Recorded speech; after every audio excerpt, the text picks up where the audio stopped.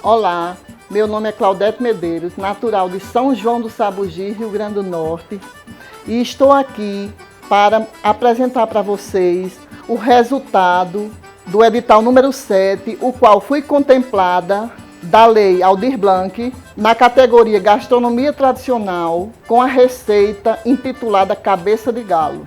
Esta receita eu aprendi com a minha mãe, Maria das Dores de Moraes Medeiros, que aprendeu com a mãe dela, minha avó, Florisa Caboclo de Moraes, de família também, todas nós de família siridoense, sabugiense. Meu interesse pela gastronomia vem desde a infância, observando minha mãe cozinhar em casa mesmo, a comida do dia a dia. E a cabeça de galo era comum na Semana Santa, na Quaresma, porque como meu pai era marceneiro, minha mãe dona de casa, e era nos anos 60, 70, era uma época de muita dificuldade. A família de 2 filhos, só quem trabalhava era meu pai, não tinha nenhum recurso. Então, naquela época, todo mundo tinha em casa um quintal, plantava uma cebola, um tomate, tinha horta no quintal também, criava uma galinha. Então, nessa época da Quaresma, da Semana Santa, o que eu me lembro bem, ela fazia porque tinha o ovo e tinha os ingredientes em casa, não é? Então a cabeça de galo era comum na nossa família. Comer é tanto uma necessidade básica quanto uma prática cultural, em que se podem conjugar a produção econômica e a herança em tradições e costumes, podendo ser considerados aspectos como a produção, as técnicas, a religião e os simbolismos. A cabeça de galo é um prato mestiço em que se combinam ingredientes trazidos da Europa com outros encontrados na América. Os portugueses trouxeram a galinha, que dava os ovos, e as hortaliças como a cebola e o coentro, uma das ervas aromáticas. E enquanto encontraram aqui na América a farinha de mandioca, além do tomate, uma hortaliça expandida a partir da Mesoamérica. Buscando em pesquisadores portugueses como Antônio Henrique de Oliveira Marques e Iria Gonçalves, encontramos informações sobre a cozinha medieval portuguesa, uma das matrizes da culinária desenvolvida no Brasil colonial. A alimentação portuguesa era muito caracterizada pelos caldos e cozidos, principalmente entre os grupos menos abastados, uma vez que esse tipo de preparo gastronômico fornecia maior sustância. Em Portugal havia muita criação de galinhas e os ovos eram utilizados em grande quantidade nos preparos culinários. Além disso, havia campos e prados em que as ervas aromáticas eram encontradas em grande quantidade e com bastante facilidade, sendo também a cebola uma hortaliça de grande utilidade na cozinha. Muitas vezes, os mesmos pratos eram consumidos por pobres e ricos, sendo a diferença de posses manifestada na variedade de ingredientes utilizados para a sua execução. Penso que a cabeça de galo é o resultado da simplificação de um prato português do século XVI, que Oliveira Marques registra no capítulo A Mesa do seu livro A Sociedade Medieval Portuguesa. Trata-se de uma galinha cozida e ensopada, acompanhada de um caldo enriquecido por ovos inteiros e batidos. Essa simplificação pode haver atendido a algumas motivações, como o tempo de jejum e abstinência da Quaresma e dos dias santos de guarda, a ausência de posses para a aquisição de uma maior quantidade de ingredientes e a leveza que se pretendia na produção de um alimento revigorante. Com o processo de colonização da América, marcado pela mestiçagem cultural, no dizer de Serge Gruzinski, deu-se uma hibridação em variados campos da vida cotidiana, inclusive na alimentação. Assim, o conhecimento de novos ingredientes levou a adaptações e substituições nos pratos, trazendo, portanto,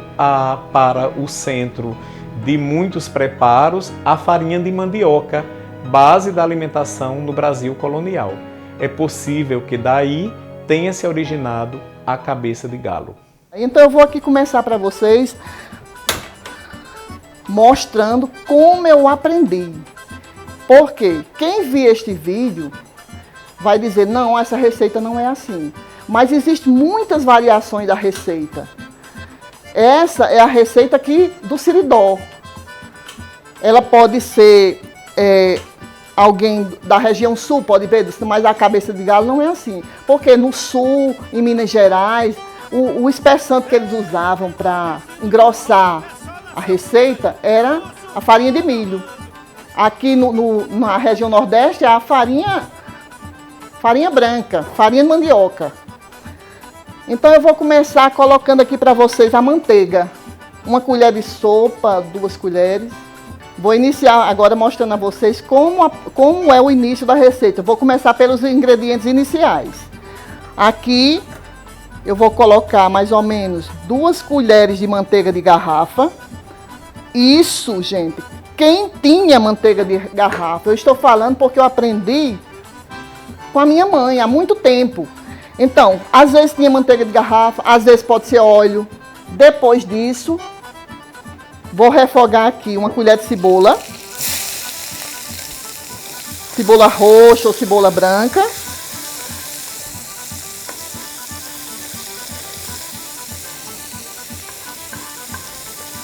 O alho, uns 3 dentinhos de alho, tomate, 1 tomate,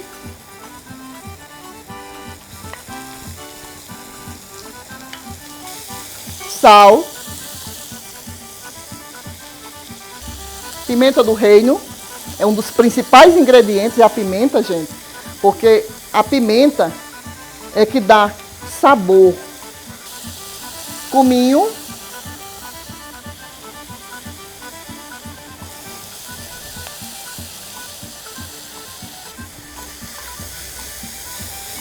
pimentinha de cheiro,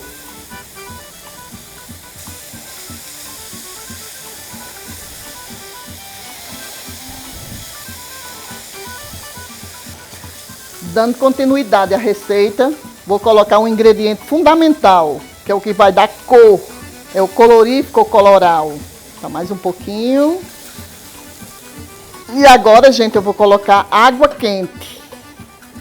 Mais ou menos 1 litro de água quente. 1,5 litro. Porque, como eu já falei, essa receita sofre muitas variações. Porque tem gente que vai gostar da receita mais, o caldo mais grossinho. Tem gente que vai gostar da receita mais ralinho. Tem pessoas que vai querer, quando cozinha os legumes, retira para colocar os ovos. Então eu estou fazendo aqui do meu jeito, do jeito da nossa família, não é? Então agora eu vou esperar aqui um pouco essa água ferver. Outra variação, gente. Tem gente que gosta de colocar os ovos agora. Tem outras pessoas que não, prefere colocar logo a farinha e depois os ovos. Então aqui, olha, essa água vai ferver. Aqui eu tenho mais ou menos 1 xícara de farinha de mandioca. Como eu já falei para vocês, não é obrigado eu colocar toda. Muitas pessoas colocam um pouquinho de água para não empelotar, mas minha mãe gostava de colocar assim, tipo chuvinha. Olha aqui que beleza. O caldinho se formando já. Se eu colocar mais, olha, gente. O cheiro que está aqui está uma delícia. Como eu já falei para vocês, nesse momento, os legumes estão cozinhando. Qual é o ingrediente principal que está faltando agora? Os ovos, não é? Porque esse caldinho, como eu já falei das variações, ele sem os ovos pode ser chamado de caldo da caridade. E outra nomenclatura, não é? Então agora eu vou começar a quebrar o ovo, não é? Para não saber se não tem...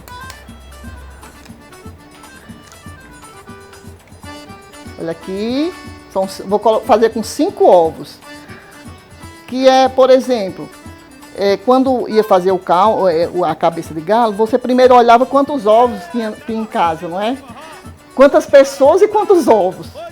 Porque geralmente podia ser um ovo para cada pessoa, 5 ovos, 5 pessoas.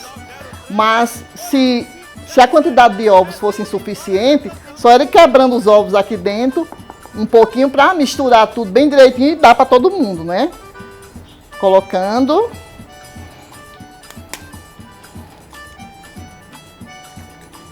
Três.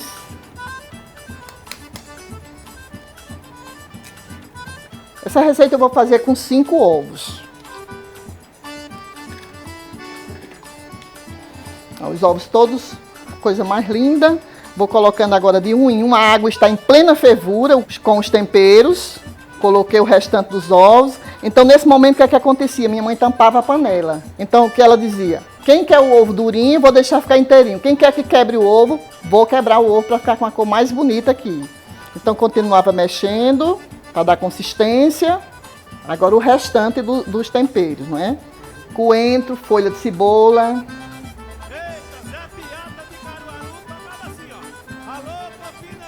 Pronto, finalizando a receita, como nós já colocamos coentro e folha de cebola aqui, sempre o que sobrava era acrescentado. Sobrou tomate, cebola.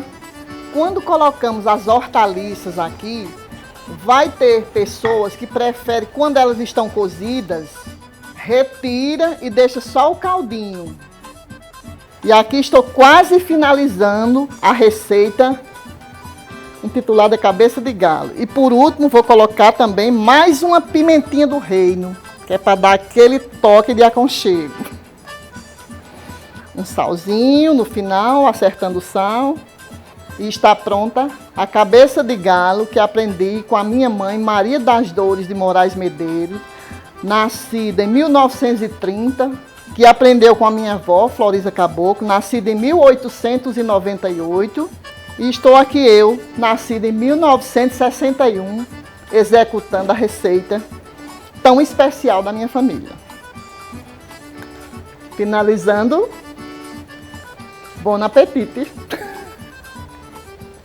Cabeça de galo, como opção revitalizante, tem todo o sentido nutricional, além de justificativas empíricas possivelmente atribuídas.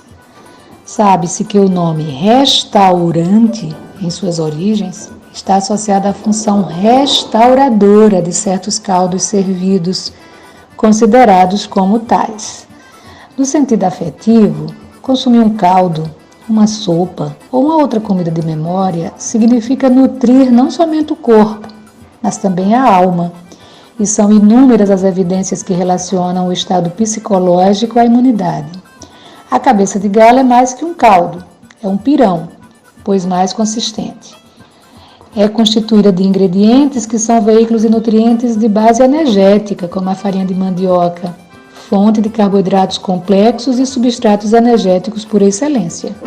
Acrescentam-se ovos, fonte de proteína e de gorduras, além da manteiga, outra fonte importante de energia. Os demais ingredientes, como alho, cebola, hortaliças e condimentos, incrementam os teores de vitaminas, vitamina A, D, E, minerais, ferro, cálcio, selênio, zinco, presentes naturalmente nos ovos, além de associar compostos bioativos que potencializam a ação antioxidante e anti-inflamatória. O efeito termogênico, perceptível na sensação de calor, ou aquele cair na fraqueza após o consumo da cabeça de galo, pode ser atribuída também à ação da pimenta, a do reino ou outros tipos acrescentados na hora de consumir. Enfim, um conjunto de ingredientes que certamente justifica, sob o ponto de vista nutricional, o efeito revitalizante da cabeça de galo nas pessoas em condições orgânicas fragilizadas, independentemente da causa imediata. O caráter restaurador que sentimos ao consumir uma comida de memória é mais amplo, pois nos nutre, inclusive, de afeto. Eu quero agradecer aqui à Fundação José Augusto pela oportunidade de estar aqui compartilhando com vocês essa receita Parabéns pela iniciativa, neste ano que estamos vivendo essa pandemia, ter oportunizado tantas pessoas de mostrar suas artes, não é? Em geral. Muito obrigada.